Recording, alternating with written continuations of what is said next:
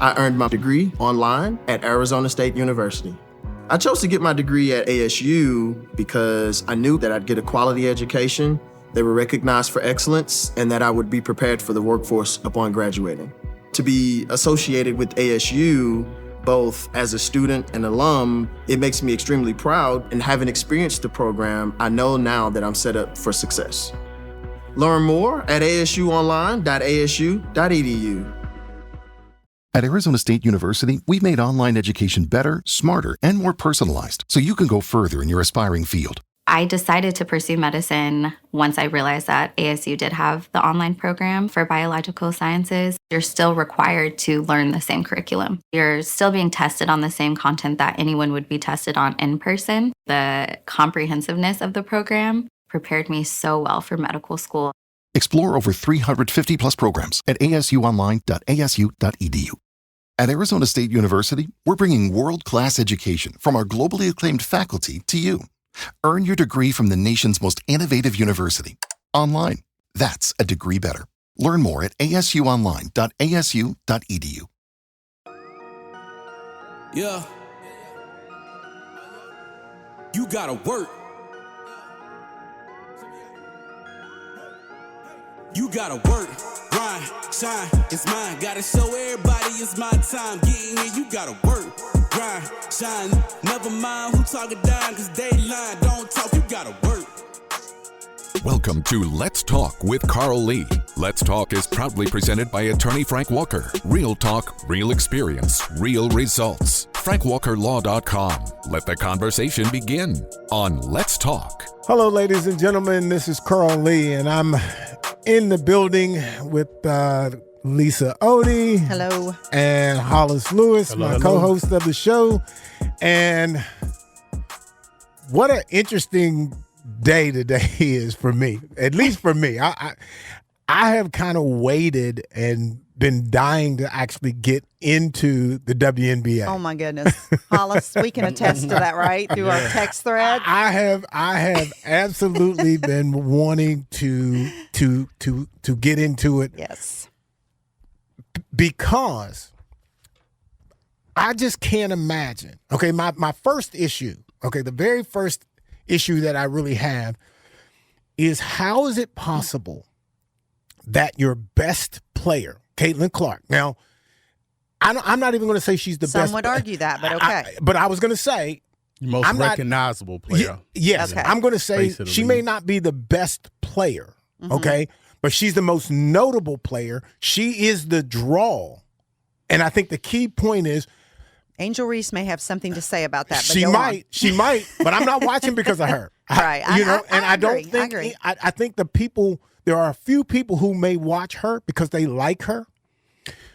But Caitlin Clark is the unique athlete that we rarely see, because she is the one that you absolutely love or you absolutely hate. And when you have that, you have something. Sure. There was the Michael Jordan thing. Mm-hmm. You either loved him or you hated him. You hated him because you knew he beat your team. Sure. You didn't really hate his basketball skills. Right. You hated the fact that he beat your team. And I think Caitlin Clark is that person. I think she's the greatest attraction for the WNBA. Yeah. And I think they do lack pay. And I just, and compared to the NBA.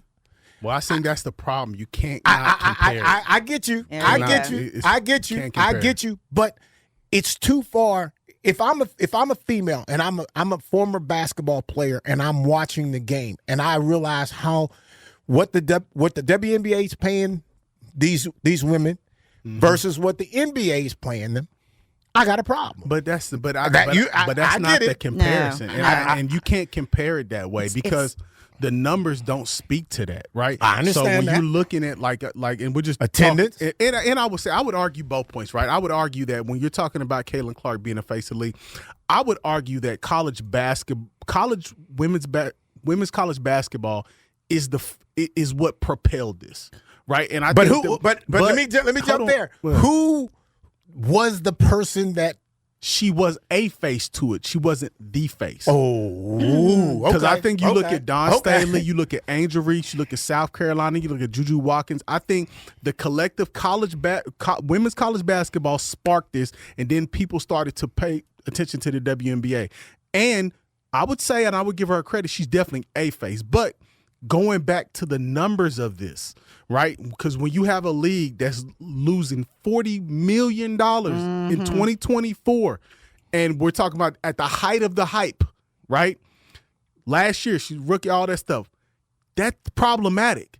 When you talk about a league, again, that at one time was heavily subsidized by the NBA. I think at one time it was around 75 to 80% of the teams in the WNBA were owned by NBA ownership groups. That's not the case anymore. That's going to be different. So I think, and again, what we can argue is that are they getting their fair percentage? Because I think they're getting 9%. That's the split between the league, the ownership, and the WNBA PA. So I think the percentage is what you could argue.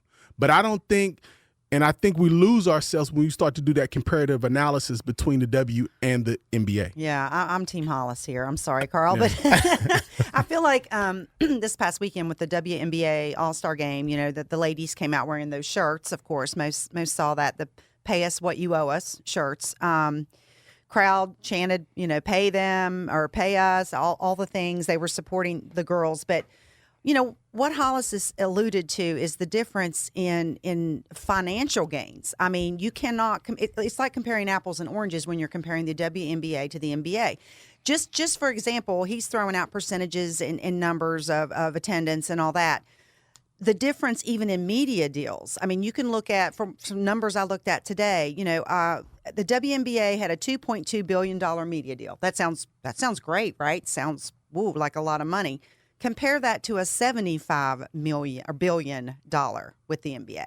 Mm-hmm. So, I mean, the money that's not, you know, they want a piece of the pie, but the pie's it's not out of the oven yet. They need to wait a little bit. You know what I mean? And I like that analogy. But for me, I'm thinking it's always been, and we'll probably touch on this on a later topic, but I'm going to just throw this out there like the league, the NFL, okay? The NFL, at one point, there was absolutely all the numbers would speak, they can't pay us. They can't pay us. They can't pay us this money.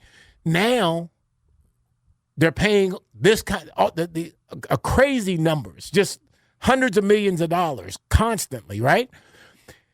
I'm not sure that what we read all the time, what they're saying all the time is correct. I think when you have, and again, I'm going to say Caitlin, I believe that she is, she's my favorite player in the league, specifically because you wouldn't know we wouldn't think that, would we? Because of her game. Because of her game. Okay. And that's fair. And I think that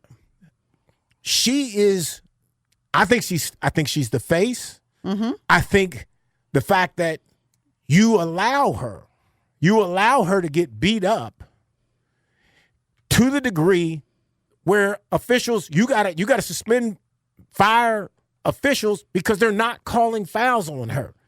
Like, Hollis, you can't tell me that she's not getting beat up, physically beat up by other players, and nothing's getting called. But I mean, again, Michael Jordan got beat up by other players. Nothing like that. No, Michael Jordan got whooped. Did you watch? Nothing like that. Michael Jordan got whooped by them Detroit Pistons and those early teams in the 80s, by the Celtics. He got beat on. They had to change the rules because of Michael Jordan. But I'm saying, what did they do? They had to change the rules because of Michael Jordan. Who's the Michael Jordan of? She's not that. Oh my God, she's not that. Who is then? She's not that. I don't know if we've seen that person yet. Okay, but I don't think she's it. She's going to be a very good player in the league. Can we say at this point she is though? No, she's not, because if you don't have nobody, somebody gets to be the top.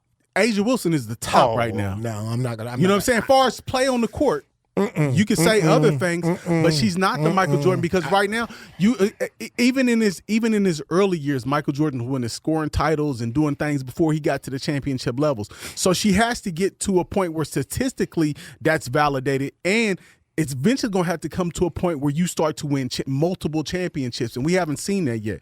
But and I'll let you go just quickly. Go ahead. But to my point is just like Lisa said, this league, whether whoever's the face of it, they sort of it would be a strategic mistake for them to have a strike at this moment, because I don't think the league is strong enough, and I think they're teetering on the point of being like that fourth or fifth major sport in the U.S. They're almost to that point.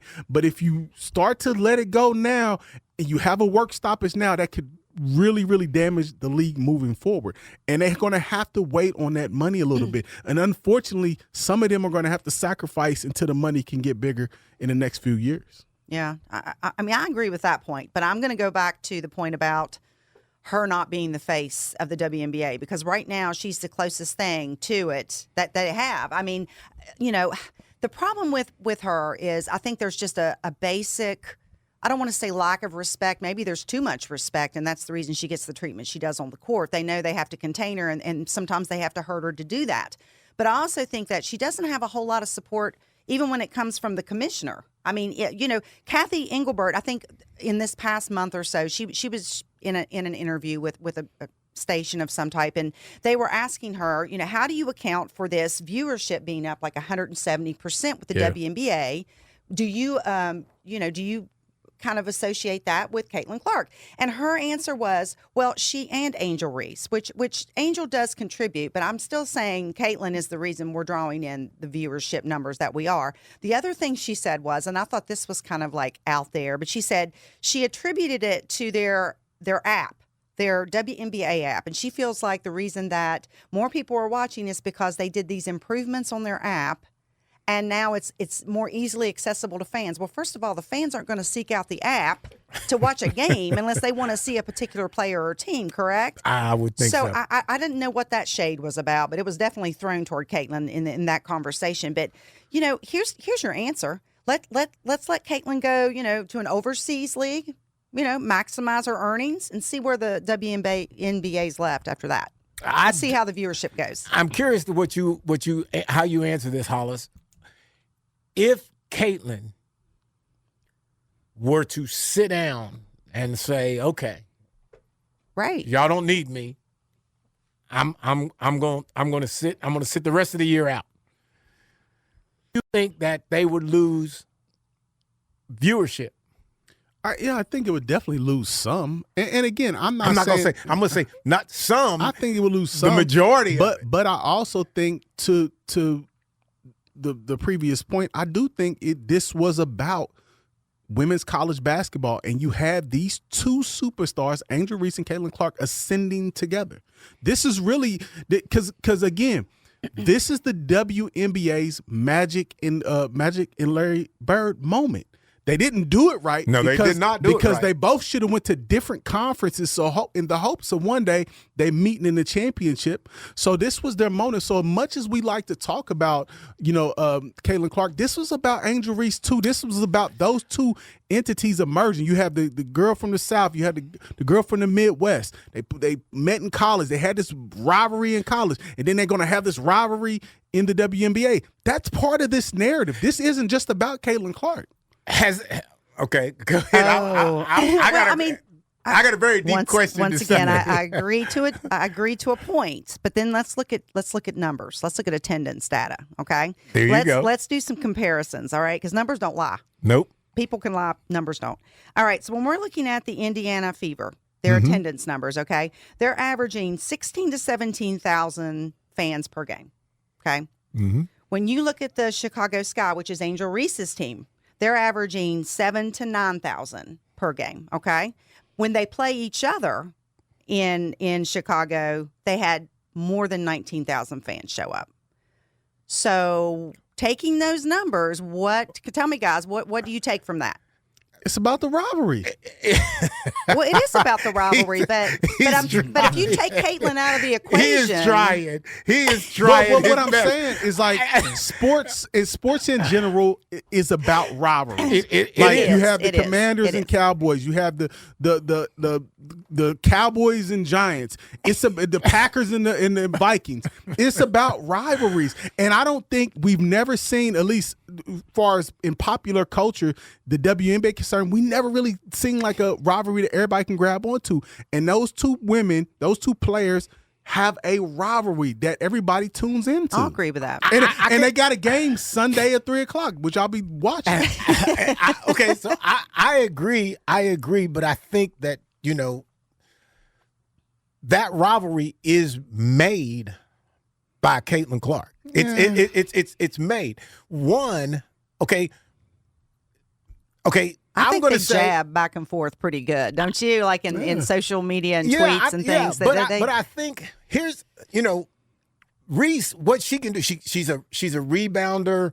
She's she scores inside. She's that quote. What I'm going to say is like the old school basketball. Yeah, I big agree man. with that. Yeah. Okay, that's who she is. Now, who is Steph Curry? Yeah. And so Caitlin is that person who everybody loves. Even if you don't like it, he's going to hit that three-pointer. Yeah. And she's going to hit it. Yeah. And so the comparison gets lost, or to me, it fails because it's a different type of player. Yeah, we're not comparing. It's like a quarterback who's got a great arm, but can't run.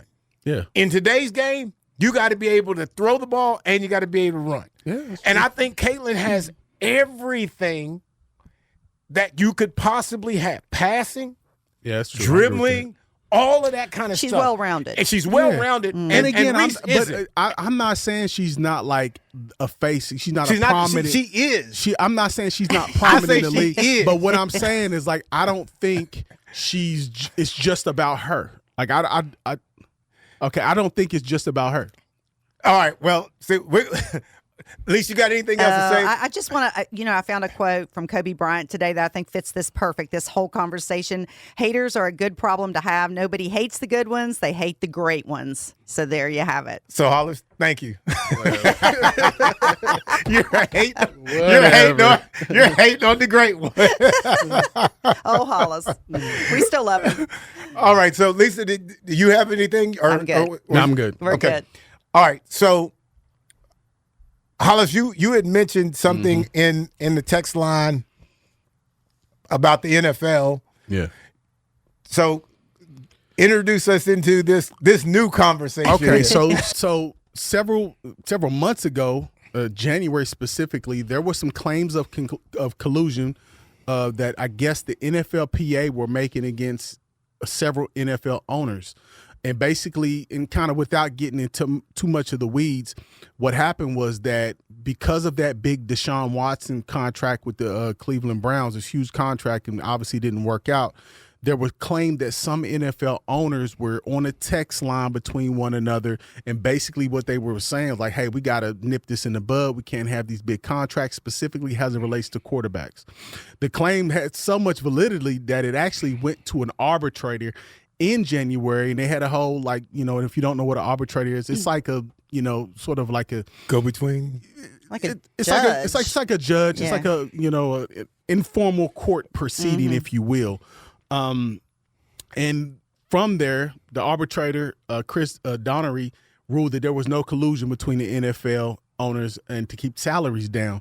However, the sort of the crux of what this means, why this is a prominent story, because this story was not dished out to the media. So nobody knew about this story. I mean, this happened in January, and you had a former ESPN reporter actually release these findings in a 61-page document, I think last month. So for 6 months, nobody even knew that this quote-unquote court case happened. So that's kind of an issue, and I find it problematic within the context of the document. It seemed like something fishy was going on, although there was no collusion found. As a former athlete, you could never convince me that something didn't happen. Oh, for sure. That something did. I mean, the reality of when you go back to the days when I was playing, it was so hard. It was so hard to negotiate a contract to get just a little bit of money. Right. That we thought was still a lot of money back then. And the fact of the matter is that I find it problematic because this report, although they, ruled that no collusion was found, that the players were blocked from accessing this report. So I don't know why you wouldn't release this report if nothing was done. And the reporter who brought this to the light his name is Pablo Torres. It's got a podcast. I bet you, and you probably can't get a player to talk about it because I'm sure that's been a hush thing. We don't need to be talking about this. We're in camp. Let's just get ready for the season. Let's forget all that kind of stuff. That's kind of how stuff dies. But the time of year it was released, yes, you're saying. Yes. And there's nothing that would shock me. Yeah, go ahead, Lisa, I'm sorry. Oh, no, go ahead. Yeah, but I just would say, again, I'm no conspiracy theorist per se, but, the idea that owners don't talk amongst one another, right? The idea that they don't talk about player contracts and what's good for the league and good for, obviously, them, I find that hard to believe. Now, is that tantamount to collusion? I don't know. Okay, so to help me understand this, Hollis, so the arbitrator ruled there wasn't sufficient evidence that the teams colluded to follow the advice, but they did find evidence that the NFL commissioner and the general counsel encouraged teams to reduce their guaranteed money. So to me, it's like do as I say, not as I do. And to a degree, it's like saying, okay, we got caught telling you to do something wrong, but if you'd have got caught, you would have been punished. Absolutely. In some degree. Absolutely. But they don't even get a hand slap because of who they are. So to me, all of it's a dirty, dirty situation. I have always thought that, this will sound terrible, but I've always thought, and I don't mean this across the board, everybody, but usually it is very difficult, and there was a gentleman who's passed away, Michael Lynn, who was the guy that you had to go see your contract, to get your contract through. Mm-hmm. And one of the things that he would do, he would lowball you any chance he thought he would lowball you to the best of his ability. Right. And he would end his conversation when he decided, like, okay, if it's $100,000, that's his top level. He would tell a black player to go drive a bus. Ooh. Go drive a cab. If you don't want this, go drive a cab. Wow. And you're sitting there and you're looking at this dude like, what are you saying? What are you saying to me? What makes you think that I can't go do something other than just this? You guys didn't have a players association of any kind back then, or did you? It just had started. Okay. But you couldn't. There was no fight. Yeah. There was really no. There was no. You didn't have an understanding of what the power was to fight them in these kinds of situations. And like I said, speaking of power, I mean, even if you look, and I'm looking at an article on the New York Post, the arbitrator found that there was no collusion amongst the owners, but and Alicia mentioned this, by clear preponderance of the evidence that Commissioner Roger Goodell and League General Counsel encouraged teams to restrict player guaranteed contracts. So for me, again, see how they do the word salad? Yeah. The word salad's like, okay, the owners didn't, but the bosses told us to do it. The GM of the league did it. So I'm saying, to me, I don't know how that's not collusion. Exactly. It may not be collusion amongst the owners, but it's collusion amongst the league and the owners. Why is the league worried about what the Vikings are paying? Because I think he's a go-between to the owners. Yeah. Yes, and some of the owners they're definitely talking about, look, we got to stop these numbers. We can't let these numbers keep growing, because it's gonna hit our pocket. Yeah, And exactly. then why are you? That's it right there. They don't want to lose the kind of money that they're making. 100%. It's all about that. So now what I'm going to do is let's get rid of the guaranteed contracts so when you get rid of the guaranteed contracts, who do you think is going to be the first guy you cut as soon as he becomes less than what you need? He's Or the he's the first guy. He's the first guy gone. And like I said, like I think into our conversation earlier, specifically about the WNBA, and we talk about those numbers, but even from a situation like this, you really never know what's going on behind the scenes, right? Because to your point, the owners and the league officials, specifically in the WNBA, they could be saying one thing like, "Oh, these are the numbers," but they could be messing and flipping and changing. You know what I'm saying? We don't know what's going on. So Because true. a situation like this, where you have the league of leagues, right? NFL's the league of leagues. It's number one, right? And you have the GM, the president of that league, the commissioner of the league, Right. Roger Goodell, colluding with owners. Yeah, Basically telling the owners, trying to dictate salaries of I don't know how individual there's not organizations. some type of a punishment for And that. then who's punishing the punisher? But well, the arbitrator, I don't know. but, I mean, but to something me, should be to me, done. the players, because the fact of the Right. matter is, this information was withheld from the Exactly. players. So how does that work? Well, you would like to think that the NFL, its coaches, you can't say ownership because that is the NFL, but the coaches, general managers of the teams, those folks should be out there saying, you should not be interrupting. You shouldn't even be bothered with who and what I pay. But they're all. This clearly shows they're in cahoots with one another. They're part of that. Yeah. So then, if you erase them, all you got is players. Who are the players going to go to? Who are they going to report to? But you have an NFLPA. And from the looks of it, the president of the NFLPA was recently fired for doing some, he was, spending money he shouldn't have been spending. Having a party. And he looks to be in cahoots with Goodell and league ownership and different things of that nature. So I guess what I'm saying, if I'm a player, particularly if I'm a prominent player, and I'm on the precipice of possibly getting one of those guaranteed contracts, I'm really looking hard at that NFLPA and be like, look, guys, this is crazy. Because obviously it doesn't appear that, and again, we're talking about a bunch of millionaires, 100,000aires, whatever. Yeah. But it doesn't appear like the players at any level have any adequate representation within that organization. That's exactly what I just was going to bring up, Hollis, is, you look at this whole situation and you see that the upper level management is influencing team behaviors from their owners. And, it doesn't constitute direct collusion, but what does that do to their players association? Does that diminish their role, their power? I mean, it seems like they're kind of saying, we don't care. You can file these grievances, but we're going to say, yeah, that happened. But what do you want us to do about it? And then the Players Association made an agreement with ownership not to release the documents to the players. To me, it hurts it hurts the quality of the league, and this is a stain, and ain't nobody talking about bad. it. Well, and I think too, and I don't know this as a fact, but this is what I think.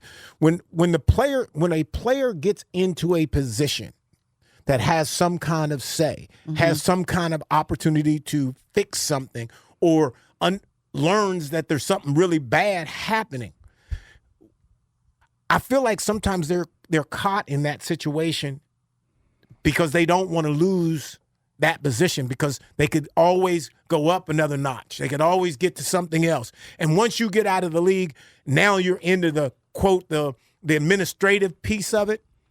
You love it. You get caught up in it. And now you feel like you're somewhat the boss. And I think some of these guys let us down because they're stuck in their own excitement and this new place. But I would have to go back to the players, and I'm saying, if you're an executive, particularly in the NFLPA, and you're supposed to be representing me, right, and then you're doing stuff like this, you fouling. I think the former head of Lloyd Howell, he filed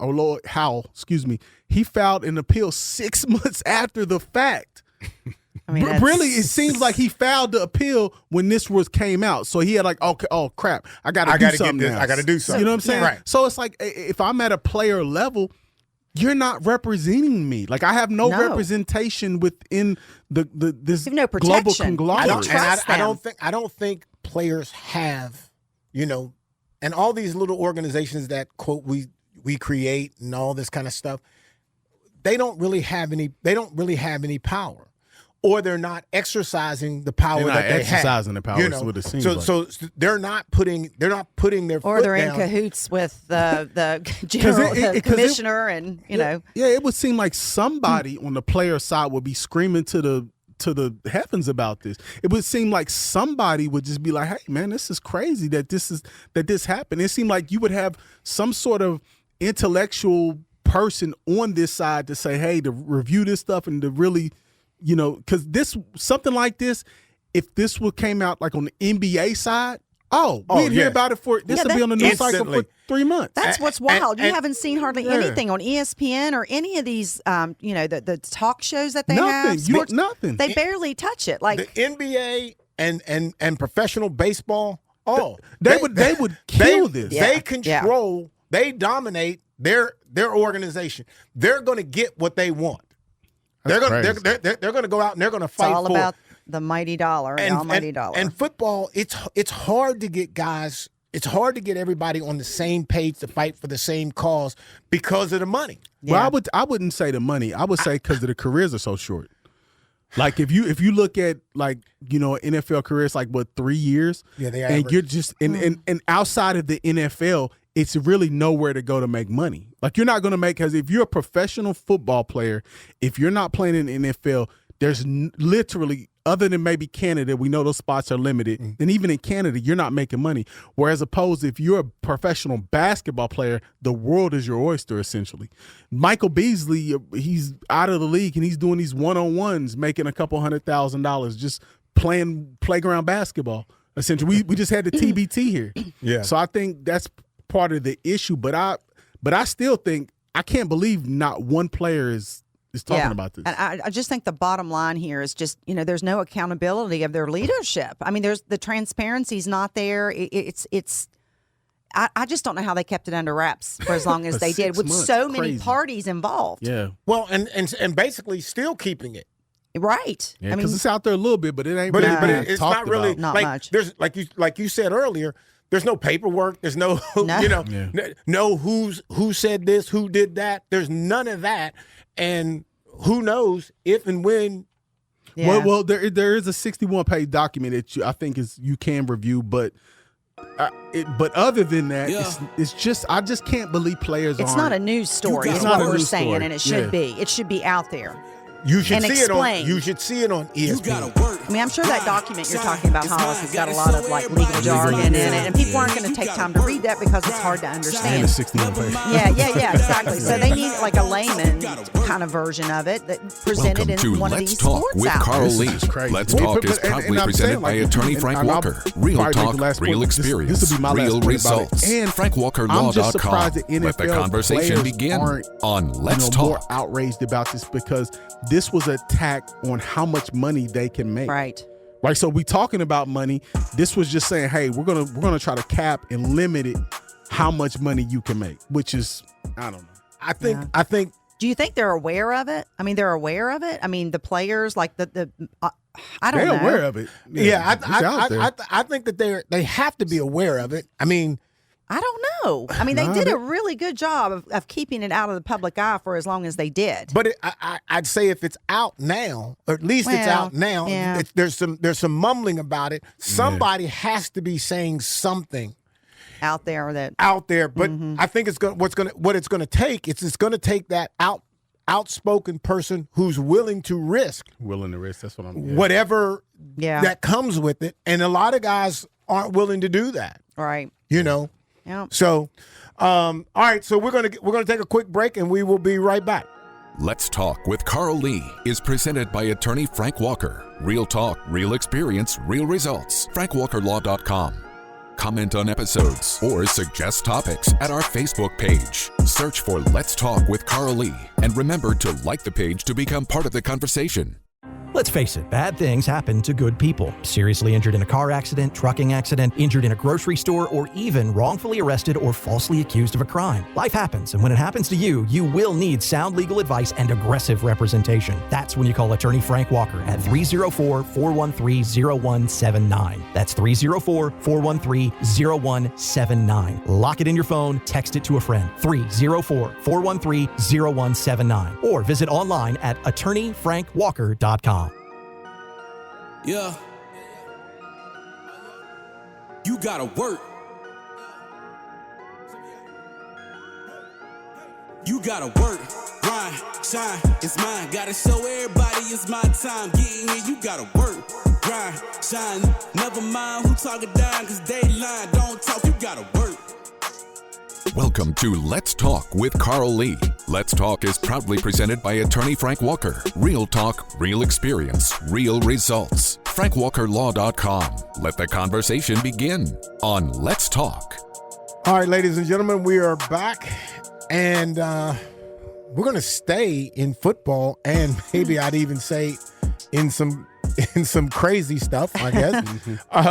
Hollis is going to talk a little bit about Teddy Bridgewater. Well, NFL quarterback, I think he just got signed, so he's not a former anymore, but NFL quarterback Teddy Bridgewater, he was the head coach of a high school in Miami that recently, last year, won a state title, and it came to light that he had spent upwards to about $200,000 on the program, and this included buying meals, making sure players had Uber rides to practice, to and from, and buying, I think, equipment and other things for the program. The money was spent on the program, or it was spent to assist players, from what we understand. So it wasn't like individual players were getting any benefit or anything like that. It was nothing illicit going on, because I don't think the state or the school district actually suspended him. It was the school administration that suspended him, and it just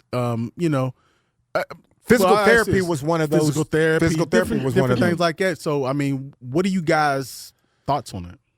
What is so crazy to me is if that person, if I could find a coach who's going to do that for my program, because there's one or two things. We're either not getting funding or we just don't have it. Yeah. Okay? So anything that's medical, usually you would think the school, high school, there would be some kind of insurance of some sort that they could go to help them. Yeah. Whatever the level, usually there's something that somewhere you can go. This appears to me like there is no resource for medical or any of those kinds of things. And if you end up being the person to have to pay, then I'm paying it for you in some form or fashion. That's way different than handing you money. Yeah. But do you think because he has that level of resources that it gives his team an unfair advantage over the other teams in similar situations? That would be no. Because I'm going to say, let's say Lisa is a donor to GW, and she gives $100,000. I'm a donor of South Charleston. I give $50,000. That's not her fault. That's not South Hill's fault that she gave $100,000 and I only gave $50,000. If you have a person that's donating something, offering something to you, that's a benefit. That can't be that. You can't say, well, he can only give. Medically, he can only give $10. Meals, he can only give $5. You can't. He's feeding kids who are not eating. Right. Well, go ahead. You want to finish your point? Or? I just think that's crazy. Yeah, and I kudos to Teddy, because I feel like that was a selfless effort that he did to support his team and community. Yes. Obviously, they're under a resourced community.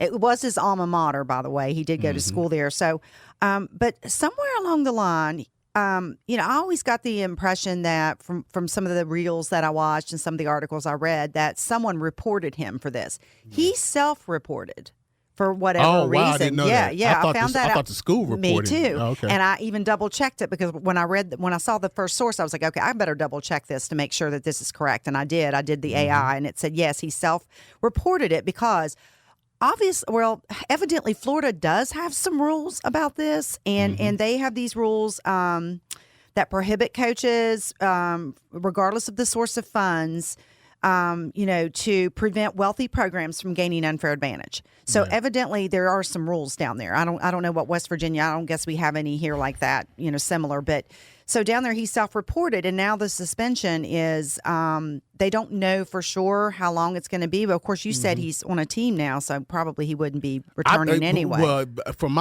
from what I understood, I thought he was still going to coach somehow. Okay. Like I know he got signed. What did he get signed to Detroit again? I know he got signed to a team. I thought he was coaching. No, he coaching, but he got signed in the playoffs. So after their season ended, when the NFL playoffs started, he actually got signed to a team. Okay. So he was playing. So again, I don't know if he was just signing for that short term or he planned to play this upcoming season. Okay. But it's indefinite anyway. They haven't decided how long the suspension will be. So So I mean, this is just one of those things where, I mean, procedurally, like you said, if there are some rules that maybe he didn't, like, procedural and policy wise didn't do some stuff 100% correct, but just the look of it when you talk to like I said, an underfunded program, talk about an underfunded program, it's really a selfless act. And it is. It wasn't like he was, like I said, and he was self-reported. Yeah, he self-reported. The benefits were like giving kids rides home. Because if you have that many kids who need an Uber home, that's a problem. That's a problem. That's community got some issues, right? You're feeding players. You're doing the little things that because I always laugh, and this is kind of a side point. I always laugh when we have these issues around whatever, race, gender, whatever. And people always talk about, well, just go start your own league. And what I always tell people is that, do you know how incredibly expensive it is to start a football team? Like when you just talk about equipment, when you talk about trainers, when you talk about coaches, when you talk about all these things. So even at a high school level, probably even the $200,000 that he put in probably wasn't even enough. No. Right? Right. It's probably just par. Right. Just to have a competitive Florida football team. Doesn't this remind you of NIL at the collegiate level? Like certain things are allowed and other things aren't, and we refer to it as the Wild Wild West. So, I think it's kind of like with the NIL that we've discussed on here before, guys, that there needs to be a balance between, upholding those regulations, those athletic regulations, and supporting student athletes. There's got to be a balance. You can't just say the rules are the rules. It's not black and white sometimes. Sometimes it's gray. Yeah, and this is a gray area. I'm gonna jump down to youth football. Okay. Okay. And when you get grown men in a room, or let me rephrase it. When grown men go to a room by themselves, right, and decide who's going to play in a Kanawha County league, right? Whoops. And they're Spill gonna, the tea. Yeah, they're gonna figure out who's gonna play and who's not gonna play. Right. And so when they put these teams out, and have been part of it, and currently still part of, not allowed to be playing in the Kanawha Valley.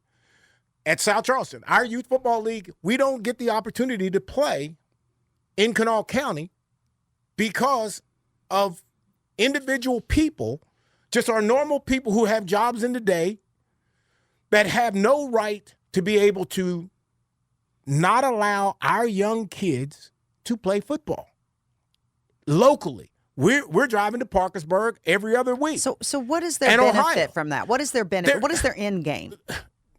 In your opinion, what is their end game from this? To win. For them to have so basically, it's about wins and losses at that level. Yes. Not about growth. It's not about developing kids. They don't care players. that some of the parents of our kids can't drive. They can't get to Parkersburg every other week. They can't get to Ohio every other week. Yeah. And or they're not willing to show up if they've got to go there.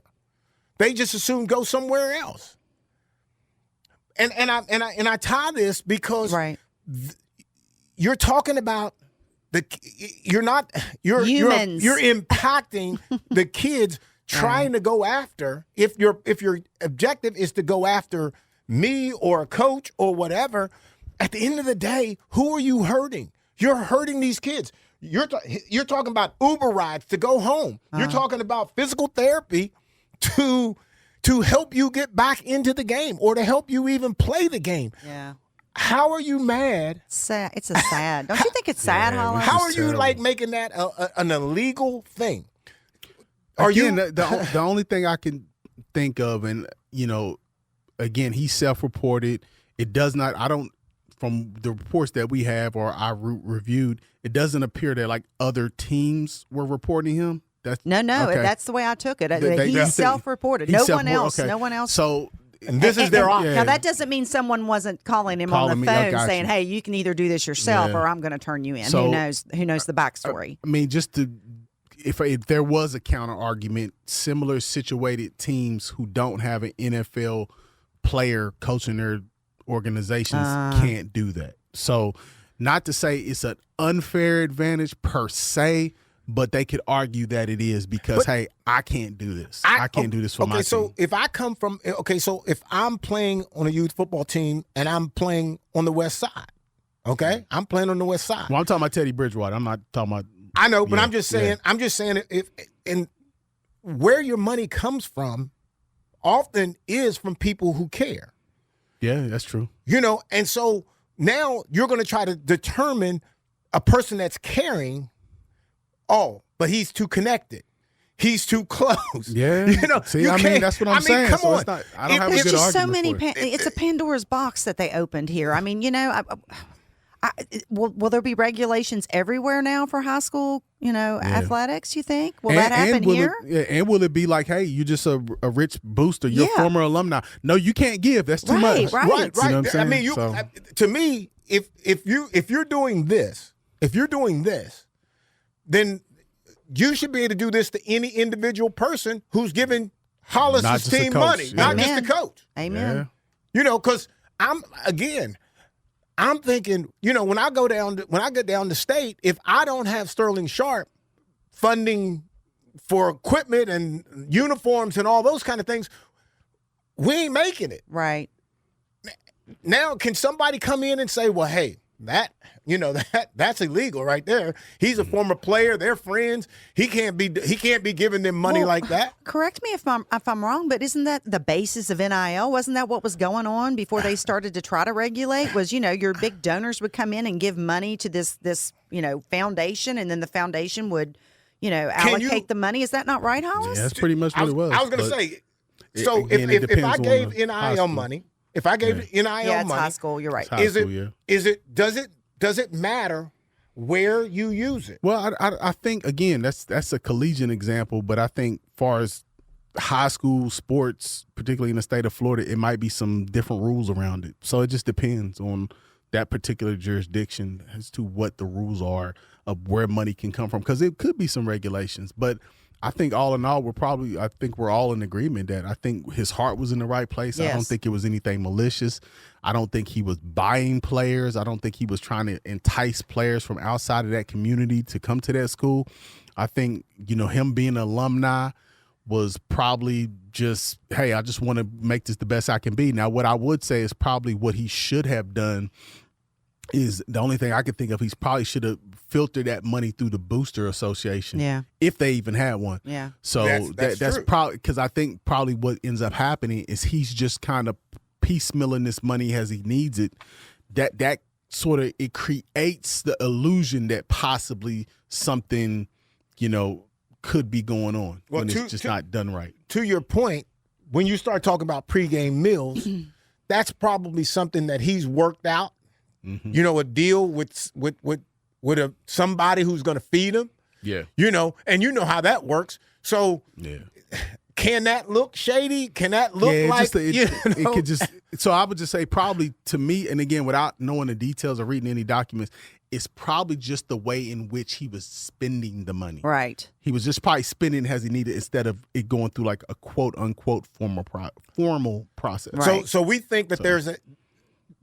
So I'm assuming that you guys are saying that there is a system that he could potentially follow. I don't I know. don't think there is. But I think again, I mean, from high other than school going to the boosters. Yeah, high school go coaches through that the I boosters. talk to, normally what happens is any money that gets spent is filtered through some sort of booster association.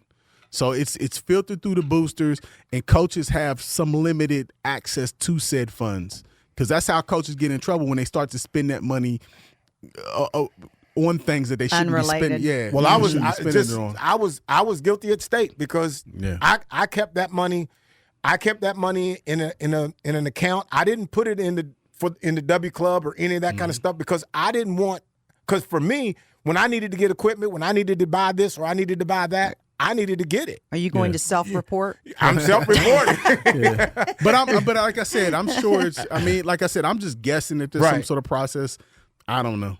But all in all, I'll just say it appears he was just doing the right thing for those kids. So yeah, my hat's off to him simply for the fact that he would feel that passionate about his team and the players on that team, and he knew what the challenges were for each and every one of them, and he took care of that. Yeah, He took time out of his life to take care of those particular kids, and they win a championship. To me, my hat's off to him, and more respect than you can possibly imagine. Yeah. For sure. And just to, reiterate what we've talked about, there's a big difference between gifting an Xbox or something to a kid and providing, a meal, a basic necessity of life. Right. So, And if something like that would have happened, it would have definitely been in the article too. for sure.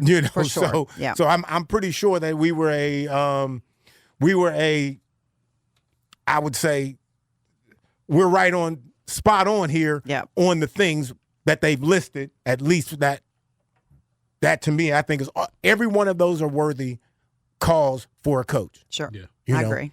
So, all right, well, ladies and gentlemen, we've had a couple of, I guess 3 great topics today. I think so. And we might have even found some common ground. Maybe Here and there, right? Me Hollis? and Hollis might have agreed on a few things, because that usually never happens. But we hope that you come back and check us out again next week, and we'll get out of here and we'll be back.